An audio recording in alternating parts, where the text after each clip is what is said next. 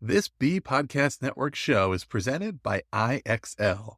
IXL's all-inclusive online teaching and learning platform simplifies edtech needs and accelerates achievement in 95 of the top 100 U.S. school districts. IXL delivers personalized learning across a comprehensive pre-K-12 curriculum, including math, language arts, science, and social studies, and it helps you assess student performance through actionable real-time insights at every level of your school or district. This one solution performs work that typically requires dozens of different tools. Want to find out why so many leading districts trust IXL? Visit ixl.com/BE. That's ixl.com/BE. We're proud to be sponsored by MyFlex Learning.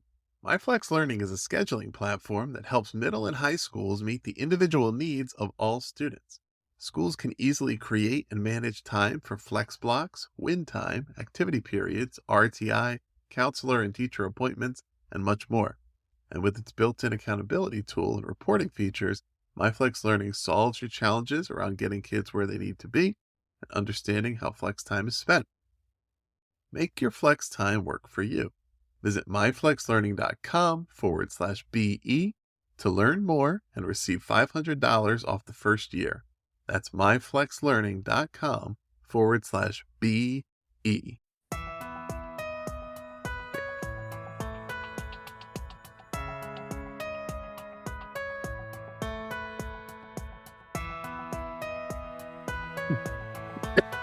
Welcome in, everybody. You are listening once again to the Authority Podcast on the B Podcast Network.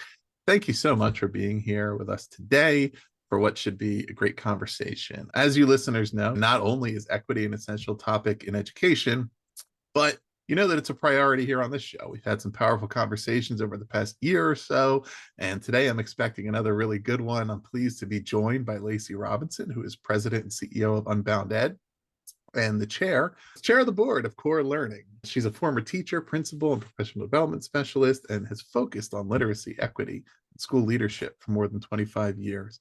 Her life's work aims to enable educators to disrupt systemic inequities in their school districts and classrooms. Lacey's book is called Justice Seekers. It's a love letter to teachers, inspiring us all to recognize that justice is found in the details of teaching and learning. Lacey Robinson, welcome to the Authority. Thank you so much, Ross, for having me. Yeah, excellent. I'm so glad to have you. In my work, I've collaborated directly with hundreds of educators to support their success. Do you know which of their edtech frustrations comes up time and again? The sheer number of tools out there and the difficulty of knowing which ones schools like theirs are using to get results. IXL is different. Not only does it perform the functions of dozens of tools, it's currently delivering results for 1 in 4 U.S. students, including those in 95 of the top 100 districts. Another major pain point that comes up: when a school is excited to implement a new tool only to find out the teachers hate it. Yikes. It helps to know that IXL is loved and trusted by more than 1 million teachers, saving them time on prep work while enabling them to better support student learning. IXL is research proven to accelerate achievement. Studies across 45 states show that IXL schools outperform non-IXL schools on state assessments. And independent research from Johns Hopkins University verifies that IXL meets ESSA Tier 1 standards. With those results combined with IXL's teacher-friendly reputation, what more could you ask for? If you have a goal to increase achievement for all students, make sure to find out what IXL can do for you. Visit ixl.com/BE for a demo. That's ixl.com/BE.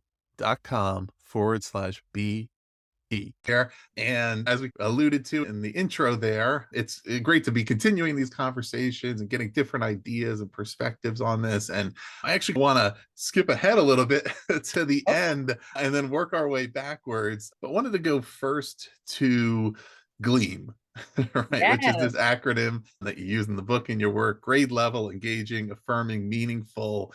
To start right there with breaking that down, what that's all about, and how this helps you to get the framework for and the approach to achieving equity.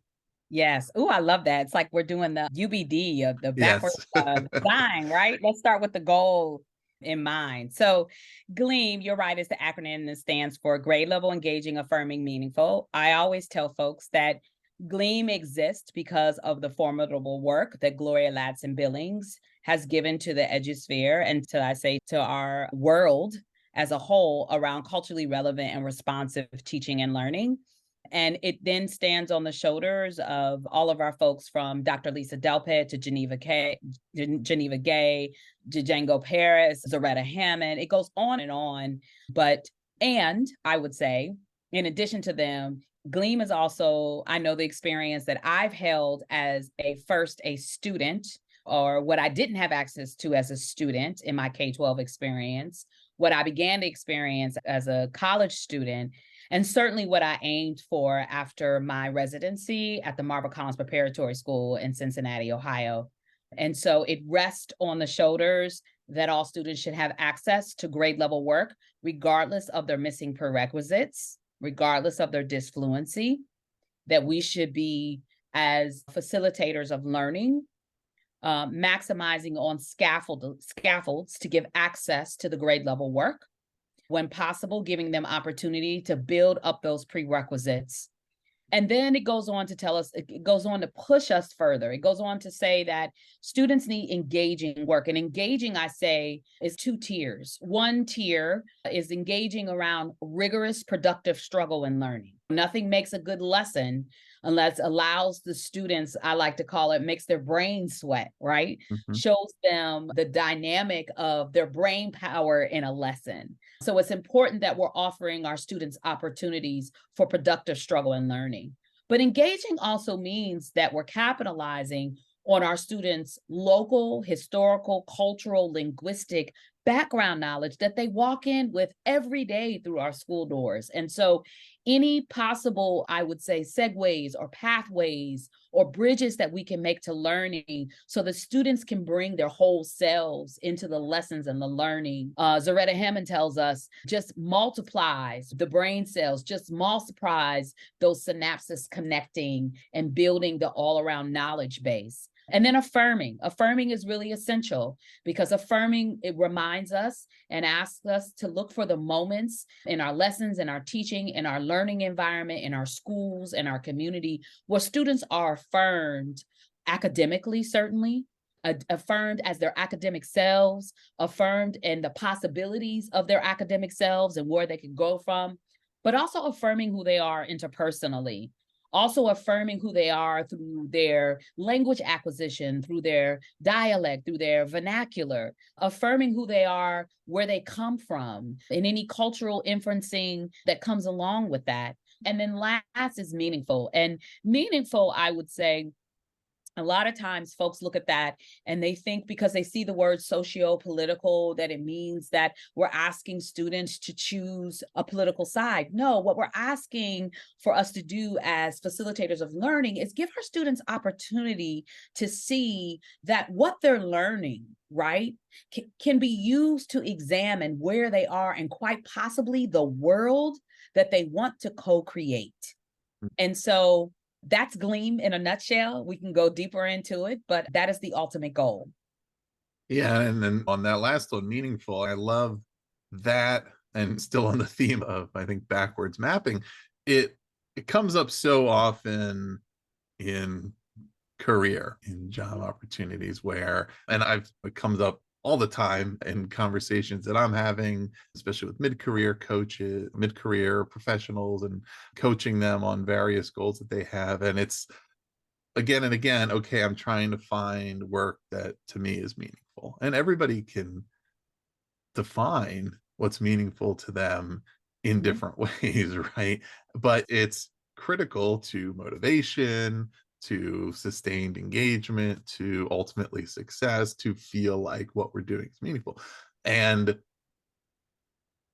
one of the reasons, perhaps, why so many of us are having challenges with that when we are in our 20s, 30s, 40s, beyond, is because schools traditionally have not paid enough attention to that word, to Of course, relevance is part of it, meaning, but making meaning of the content, whether Yeah. it's math and understanding, okay, what are the applications in your life, or whether it's civics or social studies or history, whatever the case may be, but saying, okay, am I taking that extra step to make meaning of this, to not just assume that it's self evident, or not think that it doesn't matter. The meaning is you need to just do it because it's school. But, and that's just overall, that's without even getting into cultural differences and Yeah. diversity between students. But that's just even when we're not making enough of an effort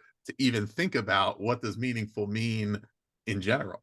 Yes. And I think when we look at just where we are as a society and what does it mean to thrive and to live, and what does it mean to not just to survive, right? What does it mean to be able to live a legacy? When I think about who I am in my career, I'm on a very different path than I would say my grandparents and their parents and even my parents. Yes, it's important for you to be able to carve out a path that you're able to sustain a lifestyle that's not just a survival lifestyle, but that you're thriving. But it's important that you are in a lifestyle where you're leaving legacy for others, right?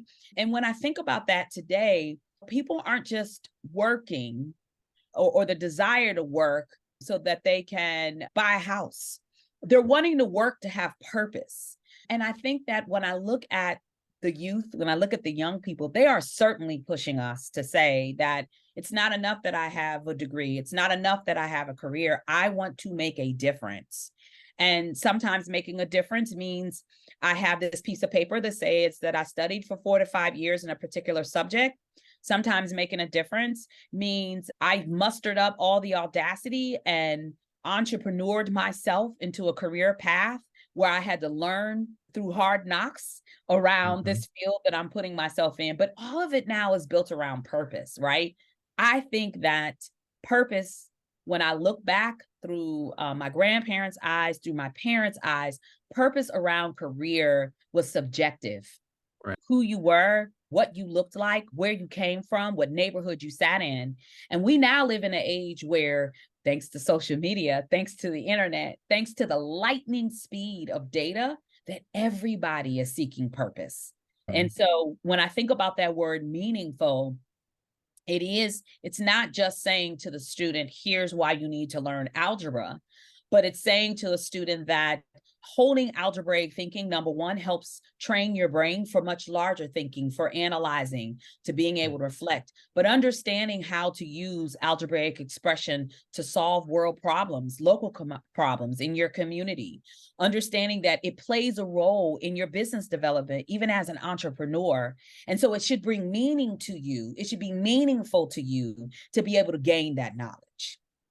Yeah, yeah, and there's, again, as we said, there's endless variety to it, right? To Mhm. purpose, the purpose of something you're doing might be, it might gain you status. It Yeah, might be that you're able to help other people. It yeah, might be that you're able to earn a certain income that allows you to afford things that you want. The purpose might be to afford you the flexibility and balance in your schedule to spend time on other priorities, right? You may be in a position where certain of those things are in place and you're saying, okay, great, now I want to have it all and I want to add additional purpose. You may be in a position, you mentioned buying a house, where some younger people may say, well, I'll never be able to do that, so at least I can have a purpose. yeah, At least I can do work that means something. And we can't solve all that today. It is important, and it's there is that generational shift of that. It's not, we shouldn't view it as a privilege to have a purpose, right? Or that it's like asking too much. Okay, that seems like a little too much. If you just have something that pays the bills, isn't that what it's really about? But that's not, when we talk about ultimate success and what's sustainable and what is building a better society, a yeah, better nation, a better world, we want people to be doing things that they really believe in and that they want to do great at. yeah, And each individual has a different idea of that. And that's why we know everything will be covered. But if each person has that desire intrinsically to be yeah, great at what they're doing, and if we're able to position with those opportunities. And while we're talking about words, I'd also talk about justice and equity, right? And of course, Justice Seekers is the title of the book, so it's right there. And equity is a big theme. That's what it's all about. How do those words fit together for you? And when you're thinking justice, what comes to mind? Why is that the first word there? And then what are the overlaps and what's the relationship between justice and equity? Yeah, I think it's really interesting. The title Justice Seekers to me just capitalizes on, again, I would say my experience as a student, what I witnessed as a teacher, certainly as a leader, and certainly now being the president and CEO of the organization. Justice to me is particularly in these United States, but we also know that many other countries are plagued with this same, I would say, endeavor. Is something that we've been pursuing since the inception of the ideology of what the Americas or America or the United States of America was supposed to be or is supposed to be. And when I think about justice in education, it has certainly been a pursuit. I know from many folks who come from my community, many folks of brown and black communities. And I would say it's been a pursuit for us as a country that we have created a public school system in which Horace Mann first charged us in creating a public school system that essentially evolved its citizens to uphold democracy. And in order to do that, and in his charge, Horace Mann also said that in order to reach that, all citizens in the United States, whether they were white, brown, black, indigenous to the land, deserved a high quality public education in order for democracy to thrive in these United States. And so the seeking of that justice has been something that I believe that we as a country have been in pursuit of, whether we've recognized it or not. It certainly has been since the onslaught of bringing in the enslaved Africans, since the erasure of the indigenous folks of this land, the boarding school enforcement of those folks, the extinguishing their language. It has definitely been a pursuit. And so when I think about justice and equity, they are siblings, right? Mhm. They go hand in hand. They are really, one should not be found without the other, right? Justice is the goal that we are seeking, and equity helps us develop the blueprint on how to get to, or the GPS on how to reach that inevitable point of justice. And so it is essential. I know we've worn it out. I say this all the time. We use that word equity. It's like the little black dress now. We use Mhm. that word in Right. every modality that we possibly can. We have literally saturated ourselves with it. And yet we have not done enough to guarantee that equitable education, that the pursuit of equity in teaching and learning is a given throughout our schoolhouses in the United States. So, Yeah, yeah. It's so interesting what happens with the terms and phrases. And if I'm remembering correctly, it's been a while now, but I'm pretty sure on our conversation here about with Baruti Kafele about his book, The Equity and Social Justice 50, that he said, I don't even use the word equity anymore yeah, because people are just taking it to mean whatever they want it to mean. And I've seen that myself. I worked for years with dozens and dozens of companies in the education space on their messaging and their mission, and everybody was just throwing equity in, and there was a big variance between those who truly thought through that, what that meant, how it related to the work they were truly doing, and those who just knew that it was important to say and it was a buzzword. And then it's hard to make it the pathway to the goal. And then when we think about justice, and it's correcting wrongs, it's doing what's right, it's fairness, right? It's all these concepts that I think people understand, but again, they find ways to turn these words into something else, or to just get further and further away from what it's supposed to be. And I wonder, when we think about inequity, there's obviously inequity in outcomes. There's yes. short-term outcomes and how students are doing in school today. There's long-term outcomes, how that affects their future. But there's the inequity just in terms of what opportunities are available right now, inequities in learning environments. Can you When you think about it, can you disaggregate those and determine what's, I guess, where it starts? And in other words, I think it's fair to say that the reason why there's such an emphasis and focus on equity is because of inequitable outcomes that are achieved by different student groups who have had inequitable opportunities. And Yeah. that's the case on the whole. And yet, individually, it's not always the case, but it still doesn't mean we should Yeah. ignore it, right? I may have had a terrible experience in school. You may have had a great one.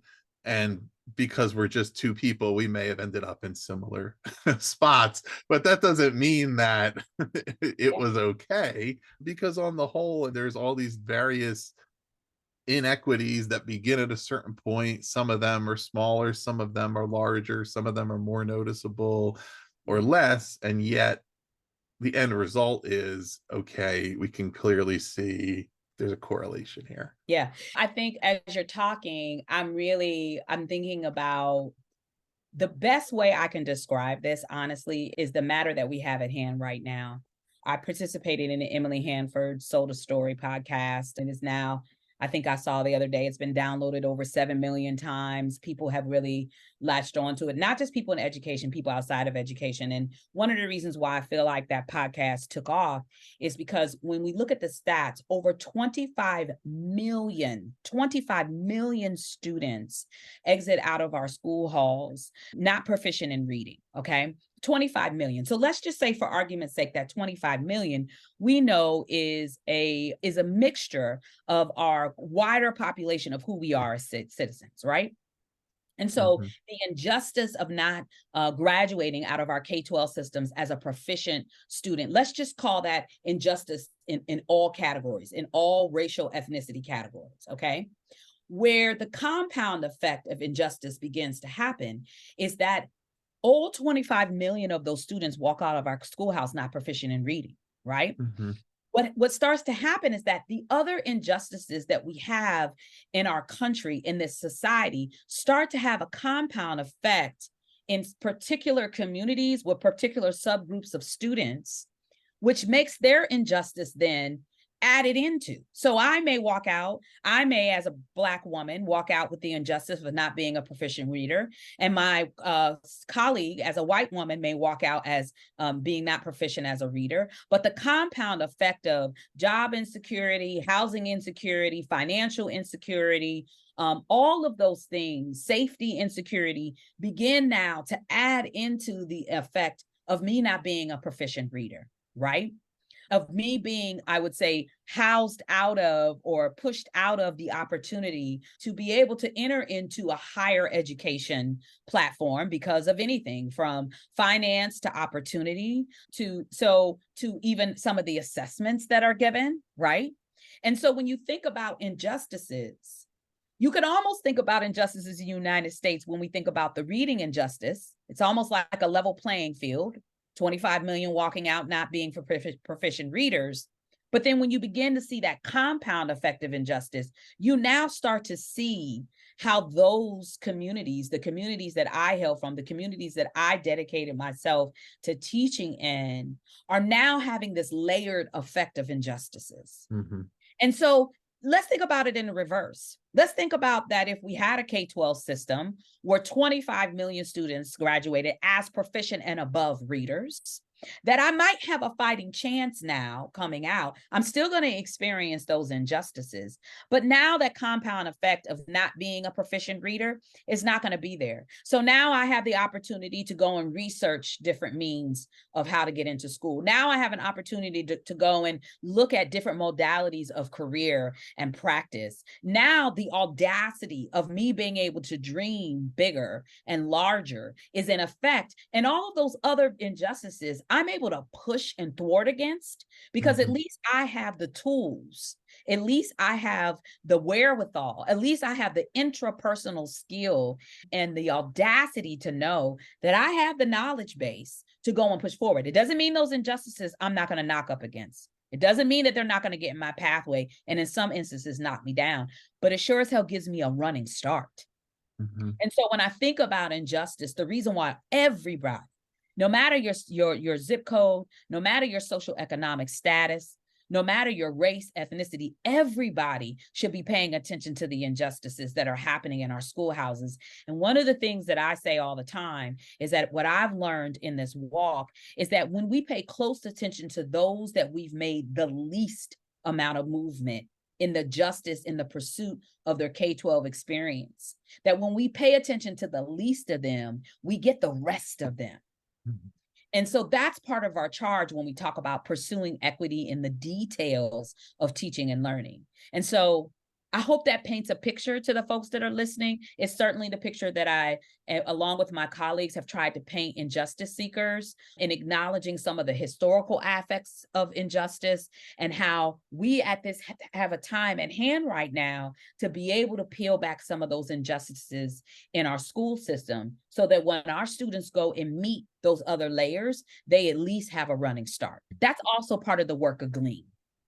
Yeah, and I would presume a lot of what you just talked about with respect to the compound effects of injustice and how injustices of all sizes and their outcomes affect future outcomes relates to bias and positive or negative bias, because there may be two students who have the same lack of proficiency in a certain area, reading or any subject area, and the person evaluating them, whether they have a positive or negative bias toward either of those students, may either one, notice that lack of proficiency, but believe, okay, that can be, we can work with that. Yeah. They may completely not notice it at all because they're like, just assuming this kid probably knows this thing and I'm not even asking the question. Yeah. Or they may see it as a red flag and say, oh no, this student can't read as well as they should. Uh-oh, that's a and that follows you all the way through your life, Oh right? yeah. Oh yeah. And Yeah, and I was going to say, and it activates the automaticity of the caste system that mhm. Isabel Wilkerson talks to us about in her book, right? I think people underestimate how automatic the dividing and the casting that we go into when we meet folks in our day-to-day lives that fit the implicit and explicit beliefs that we have about certain folks from different regions or social economic statuses or racial backgrounds. And so you're right, there is the bias that oftentimes we will implicitly and sometimes explicitly flip into, that then seeing these two students coming out of the schoolhouse, both of them being not proficient in reading, we begin to make assumptions. We make assumptions about the brown and black student. We make assumptions about the student who is a language acquisitional, or a student that is learning English but comes from a variant language from their home base. We make automatic assumptions about their intellectual level. And I have to tell you that we are paying a price for that, whether people realize that or not. We are paying a price for that as citizens of this country and the world, because innovation, our next miles, how we get to Mars, right? Mhm. How we thwart climate change, what we're going to do about our GDP, who we are economically, all of that is only as strong as the citizens that you have helped become or place on their path for their livelihood. And so we can no longer pay that price. We can no longer ignore or pretend that those biases don't exist. We don't Mhm. have any options. We are a global majority society. And I would say that, again, that is why the stance that we have in the book, the stance that we take at our organizations, is that we are asking us to come together as a collective community and pay closer attention in the details of teaching and learning so that all students experience a grade level, engaging, affirming, meaningful K-12 experience. Yeah, and that idea of the paying attention, the critical thinking. I mean, with the bias, the biases that are present in the system, most of them, do you think historical biases that were embedded into the structure and just over time they were never corrected and eventually they became so taken for granted that people stopped paying attention to them? Or are they primarily active biases that, beliefs and behaviors that people continue to really hold. What have you found in that regard? I think it's a both and. It's a both and. I'm going to liken it to two things. First, when I look at the historical track of our public education, certainly Brown versus Board of Education, but even prior to that, when we look at the emancipation of the enslaved Africans and the opportunity that they were supposed to be given, right? But the opportunity that many of them took to become, when I was just watching a show the other day that was highlighting the Tuskegee Institute, right? And the opportunities that they took to grow their knowledge, to grow their skill set.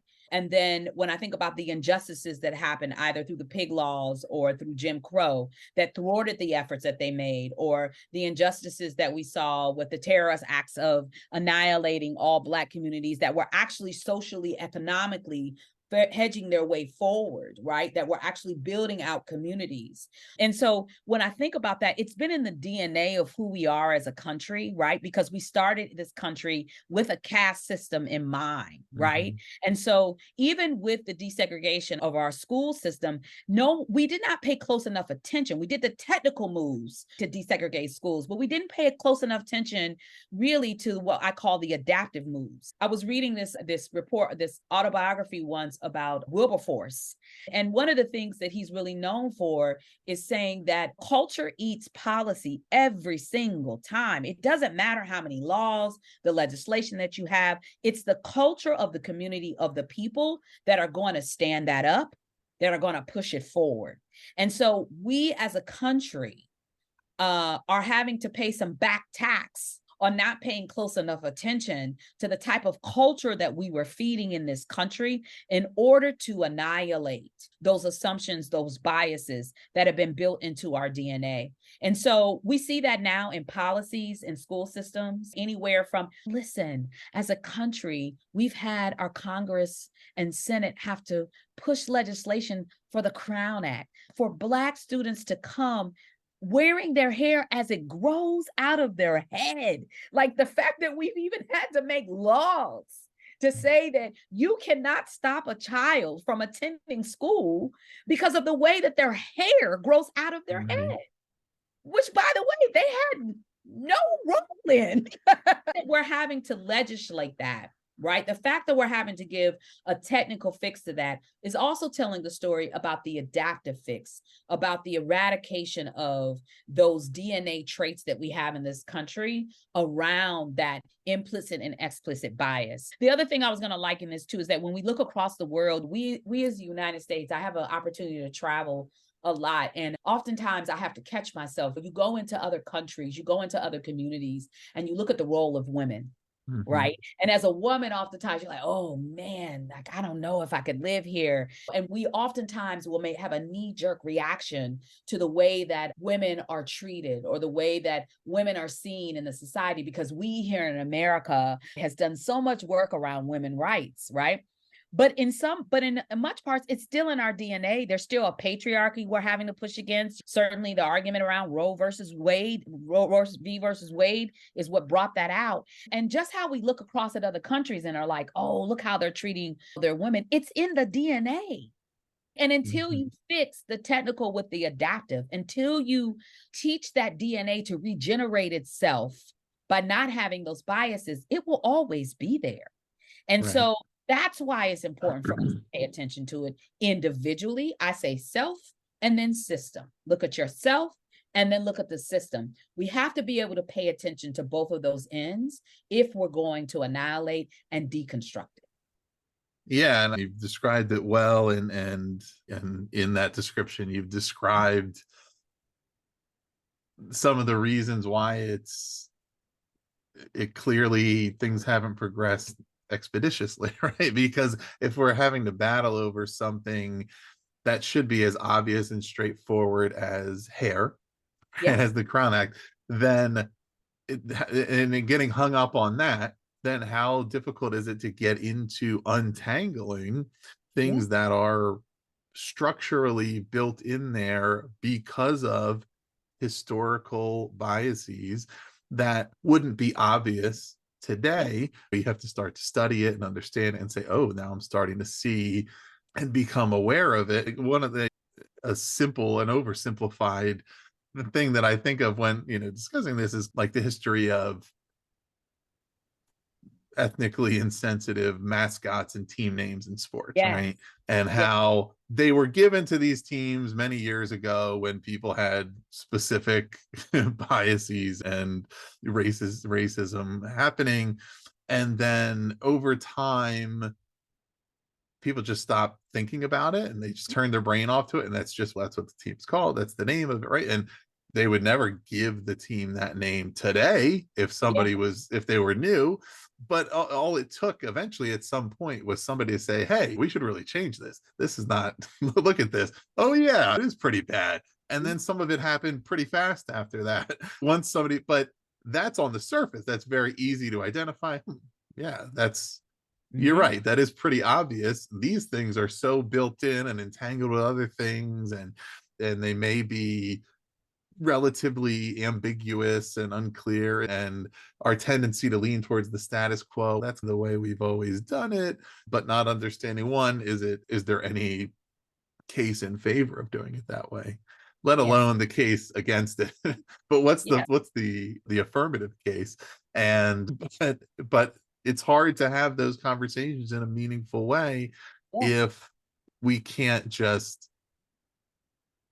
solve some of the simpler things. And then when you get to one of the other words in GLEAM, affirming, and I just mentioned affirmative, right? But that's a big part, is getting not just to the stance of accepting that change is needed or being okay with it or tolerant, but it's like actually actively affirming the fact that every student has the right and needs the opportunity to be fully seen, fully represented, Yeah. served, and to have a system that's built to serve them, Yeah. I actively think built to serve them. yeah, I think what you're reminding me of, Ross, is like one of my favorite And now a quick break for a word from our sponsor, MyFlex Learning. Let's talk about flex time in schools. The potential benefits to our students make it totally worth exploring. There's more time for personalized learning, increased choice and agency for students, and the increased engagement that comes along with it, dedicated time for intervention, and overall, as school leaders, it provides you and your faculty more tools to increase academic achievement. But the implementation and management of flex time can be a challenge. Tricky logistics and a lack of clear accountability systems can prevent teachers from buying in. It can hold you back from ensuring students make good use of their time. That's why I'm pleased to share that MyFlex Learning provides a solution to these challenges and more. MyFlex Learning helps you create and manage flexible time for any purpose. And with the seamless SIS integration, a student locator, flexible daily rostering, and intuitive mobile app, it eliminates the common challenges of implementation and management. If you want to see for yourself, visit myflexlearning.com/BE to learn more and receive $500 off the first year of use. That's myflexlearning.com/BE. You'll learn all about MyFlex Learning, what it can do for your school, and you'll receive a $500 off offer for your first year. Check it out. authors, Chidamande Adichie, talks to us about the single story, right? And I think that what has happened certainly in education, but in many other sectors, is that we as the United States have pretty much propped up a single story view, that our cultural norms have been pulled through a single story. And when in fact, we are a country of a woven, multidisciplinary, historical, cultural, ethnic, linguistic story. And I think that inviting students into the classroom and showing them the both and, right? Raising your awareness around, we used to think about our nation this way, right? And this is the way that it used to be. And we used to pull it through a single story. And now, as we're growing and maturing as a nation and getting smarter with every turn of a century, we now understand that it is more than just a single story view. But it's getting folks to understand that oftentimes our policies, our practices, our ways of being are through a single white dominant lens.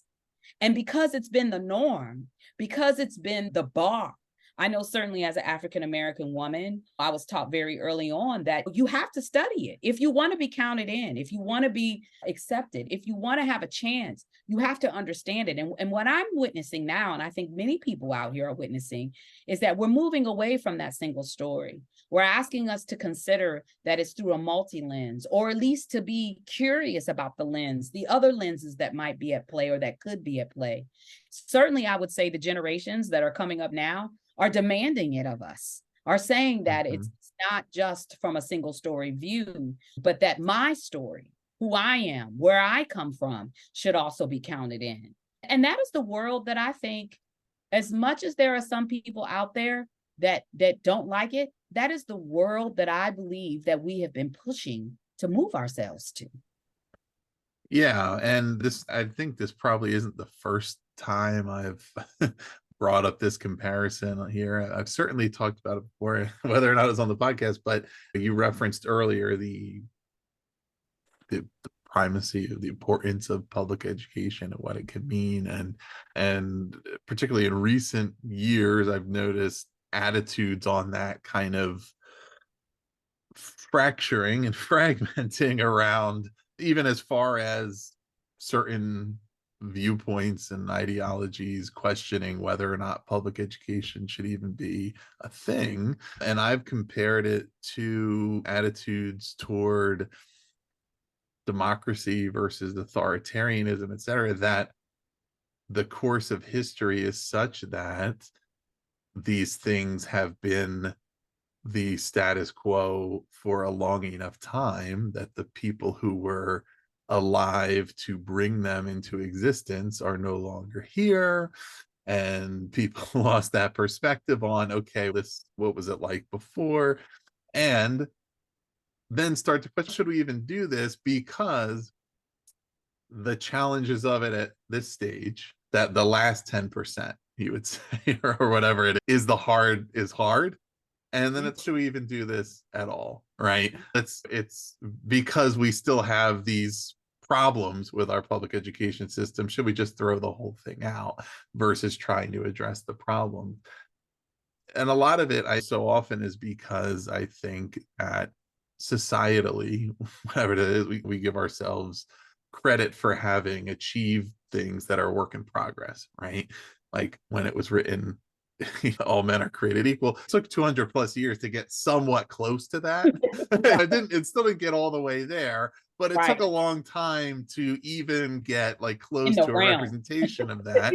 So our public education system hasn't made it all the way to where we want it to be. But if you compare it to, say, other countries who haven't even attempted it, Right. why do you think the United States became what it became? Why do you think it was the home of innovation Right. and NASA and all? It was because there was an emphasis on educating the population. Oh, yes. And yes, it needs to be better, Right. but the counter to that is, I honestly do think that just because some people have totally lost the context and the perspective on it, they do think there is an equitable solution that is something other than a universal public education system. I don't even necessarily, now there's some people who probably don't care about equity, but I actually think there are people who think the answer Yeah. to equity as they see it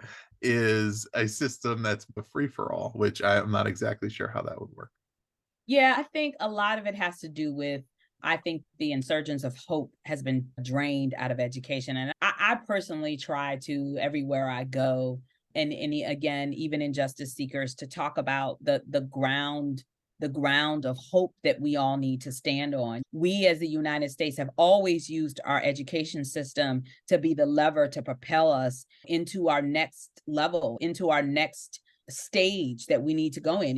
If it was anywhere from the creation of citizenship to when Sputnik was launched, there was this great urgency in the United States to ensure that all students, boys and girls, all students were being engaged in mathematical thinking because they understood that we needed to develop cohorts of students that had mathematical ability and that saw themselves as mathematical thinkers, right? And so we turned to our education system in order to prime the pump for that. We turned to our education system when we were moving through our insurgence around the civil rights movement, right? There was a such thing in the civil rights movement known as the Children's March. A lot of people don't recognize that students played a big role in the civil rights movement. And so school education has always been the fertile ground in which we stood on.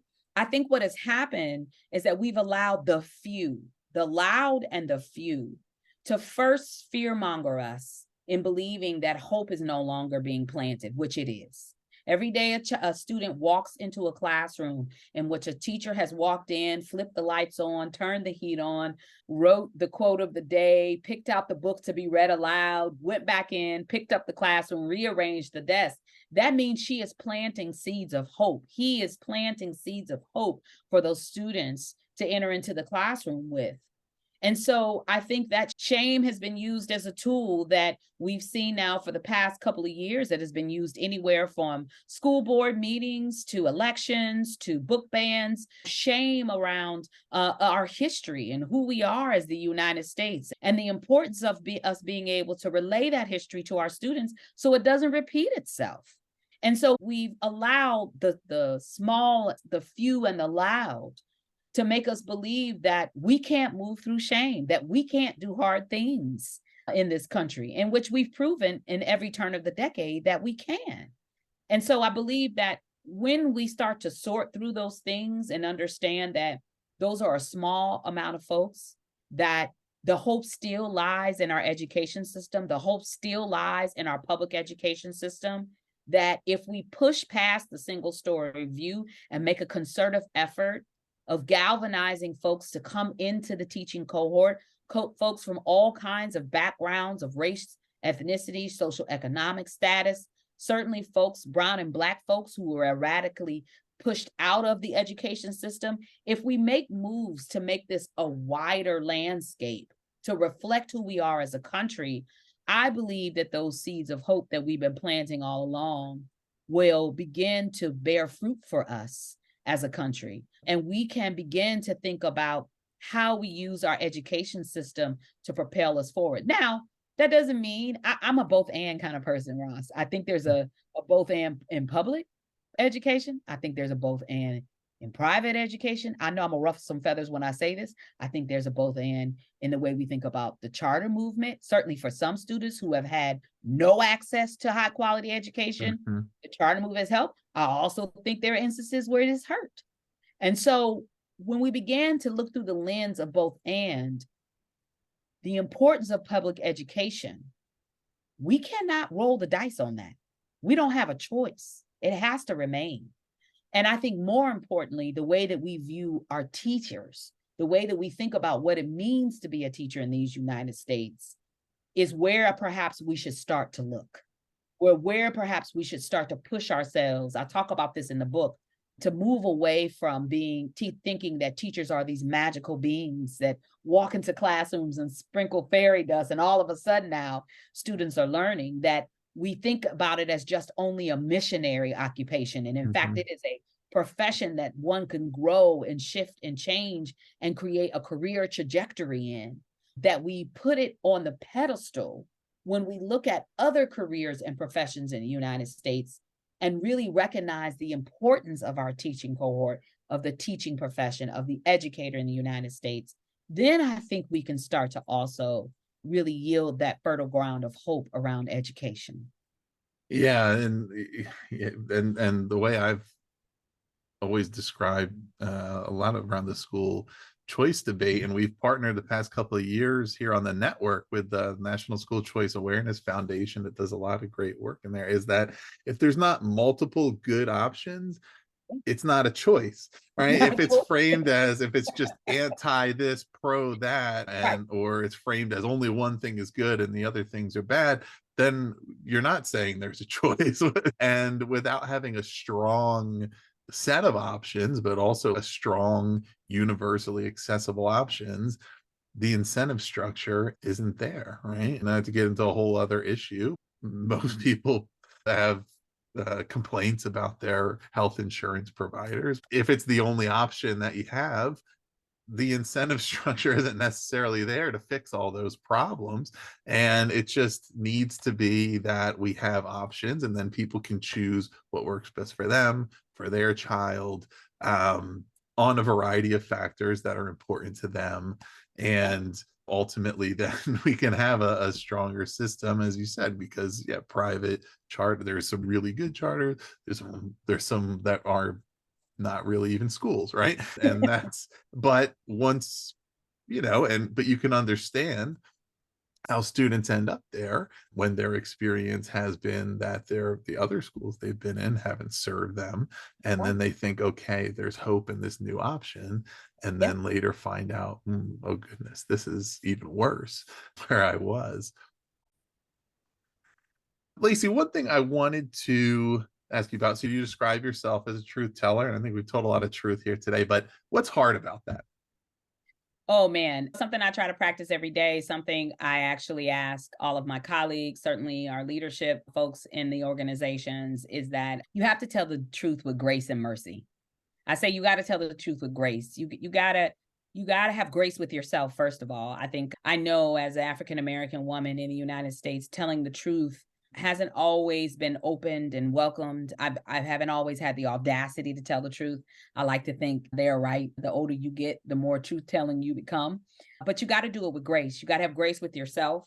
And then you have to extend grace to others because oftentimes, particularly in the day and age that we live in now, telling the truth isn't always the first go to. And telling the truth with grace certainly isn't something that folks consider. And then I say mercy. I always talk about having mercy with myself first, because sometimes telling the truth will spark trauma. Sometimes it'll spark trauma in myself. Sometimes it'll spark trauma in other people. And I have to really think about instituting mercy for myself and for other folks.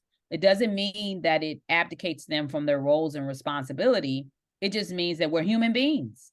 And we have to oftentimes recognize that telling the truth will always pay a price. And but the hope is that if we stand in the truth, that we can eliminate a lot of the shadow and the darkness, I believe. And so, yeah, I think telling the truth with grace and mercy and with audacity. I think I would say those are the three things that make it hard. Yeah. Yeah. And even to some of the points you made earlier, it's hard and to continue to tell the truth, the whole truth, nothing but the truth when there's people who are saying that it's not truth, but yet they're often so small in number, right? And we I think we've seen a lot of movements in education, whether it's a variety of approaches to equity or social emotional learning or whatever, that had gained near unanimous approval and then started to hit a roadblock because of a real small number of voices. I mean, Yeah. they when they dug in recently to a lot of the books that were being taken out of libraries in Florida, they found there was like two parents that had filed 95% of all the complaints, stuff like that, where it requires a community and support and more than one person maybe telling the truth, but that it's important. And but I think it's also important that we acknowledge, as we're putting this conversation in action, the practical takeaways, that teachers are working in a variety of environments, right? Yeah. And you want teachers, number one, to talk explicitly about race, and we want teachers to be able to tell the truth. We know that some of them are in an environment where they can't tell the whole truth, right? They're in an environment that discourages or even prohibits certain things, and yet they may, a conscientious teacher who believes in equity and opportunity, operating in a less than ideal environment, is better than a teacher that doesn't care about that stuff or that's Oh, unqualified, right? What would you say to that teacher who's working in a school somewhere where they know that they don't want to get themselves into trouble and risk their job by going into certain directions, and yet they want to be informed, knowledgeable, doing the right things, at least avoiding doing the wrong things, right? To really make the difference that they want to make within their sphere of influence. Yep. I think this is why I call justice seekers my love letter to educators. Because I will tell you that part of the reason why I knew I was ready and we were ready to put forth this manuscript is because one of the first things I learned in my career track is that I could tell the truth. I could have the courageous conversations that Glenn Singleton pushes us to have when I was able to grow in my vocabulary, concepts, and historical understanding. When I was able to fill my knapsack with the language, the words, the historical markers, the legacies, the lenses, I was able to better describe what had happened to me, what I had done to in the words of educating other students, and what most importantly the system was actually demanding of me as an educator, and the inequitable act that it was actually pushing me in. And so what I try to explain to a lot of educators is that while it is essential that you are, as a facilitator of learning, able to exhibit and to put forth to your students the whole truth, while it's essential for you to be able to stand on the history markers that we have in these United States, put forth some of our formidable writers and themes that are in the books that people are now saying that should be banned, it's also just as important for you to have an opportunity to build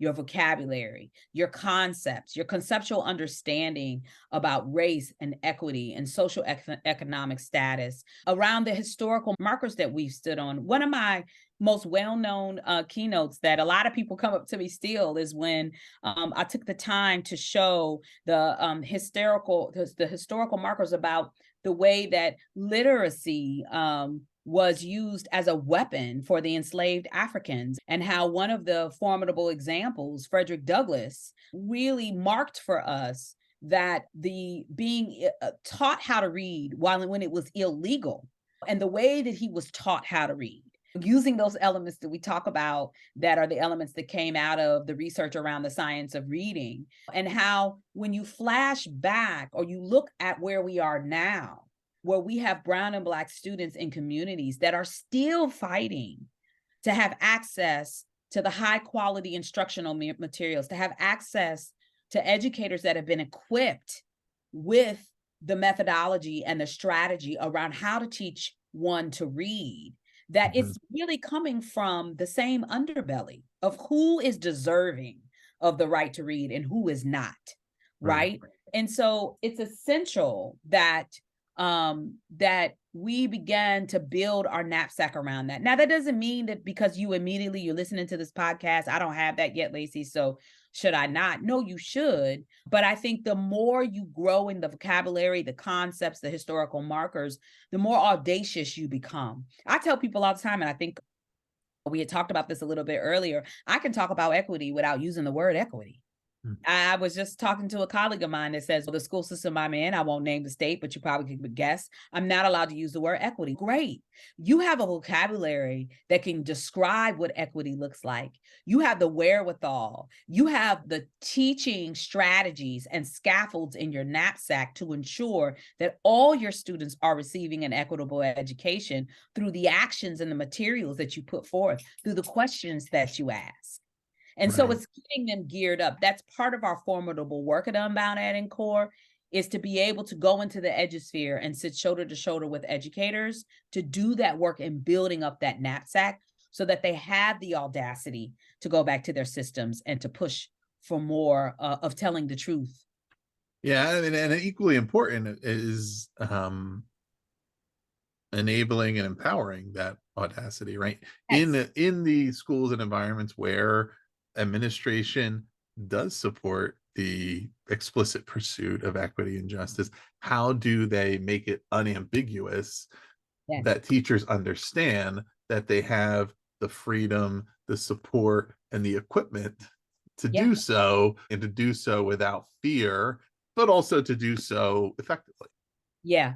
Yep. And I think you're hitting at my second reason for justice seekers is that I wanted leaders, I wanted educators to have a manuscript at hand that they could walk into the schoolhouse and say to one, two, three of their colleagues, to their administration, can we do a book study with this? Can we sit down and read Justice Seekers together? Even if it's not front to back, even if we only read chapter 1 and then go into chapter 3 and 4 to see what GLEAM is, even if we only study the chapter that talks about the historical legacies in education, or that teaches us the importance of deconstruct, construct, and reconstruct, and what that has to do with grade level engaging, affirming, meaningful. Like, I wanted folks to actually have something tangible that could help them start the conversations and the think abouts.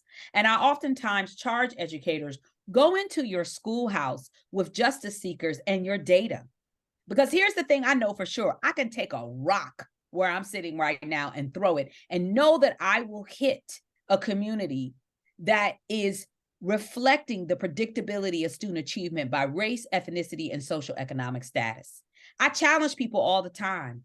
Show me a system where across the board, don't have to go in and predict. If you show me the data, that I could predict to tell you who is below proficient, who is above proficient, who is at proficient based off of their race, ethnicity, and social economic status. And until we as United States do not have that predictability, justice seekers, the conversation, the analyzing, the activating Mhm. is going to be essential. So take the book, take your data, go into the schoolhouses and challenge folks to have the conversation around the two. Listeners, you can learn more about the book Justice Seekers Pursuing Equity and the Details of Teaching and Learning at unbounded.org, or you can find it on Amazon, Barnes and Noble, bookshop.org, wherever you get your books. Lacey, is there anything else listeners should check out on the website about anything you and Unbound Ed or CORE are working on currently? Yeah, I want to shout out. We are actually instituting our inaugural Leaders Institute this winter. We're inviting all leaders to come and sit with us for 2.5 days so that we can unpack, deconstruct, and reconstruct their blueprint for teaching and learning with GLEAM at the center of design. CORE has its formidable work with the Online Reading Academy. It is a self-paced, asynchronous online academy that all educators can take, K to 12, to better themselves around the science of reading. We have actually a 2.0 version, telling a secret, that's coming out in the spring that is going to be really exciting because it's going to put at the center of design our students and their language variations and the acquisitioning of their language. And so in-housed, encompassed in the science of reading and developing ourselves as teachers of reading. And so there are lots of stuff. Go to unbounded.org, go to corelearning.org, and check out our products and our programs. And we look forward to you joining us as justice seekers. Excellent. Listeners, yeah, we'll put the link to the website and the social channels and everything down there in the show notes. And so check out the book, check out the other work, the other resources. Please do also subscribe to The Authority for more author interviews like this one. We will keep the good guests coming. And please also do visit bpodcast.network to learn about all of our shows. Lacey, thanks again for being here.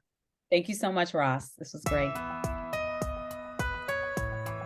Do you want to simplify your school's technology, save teachers time, and improve students' performance on state assessments?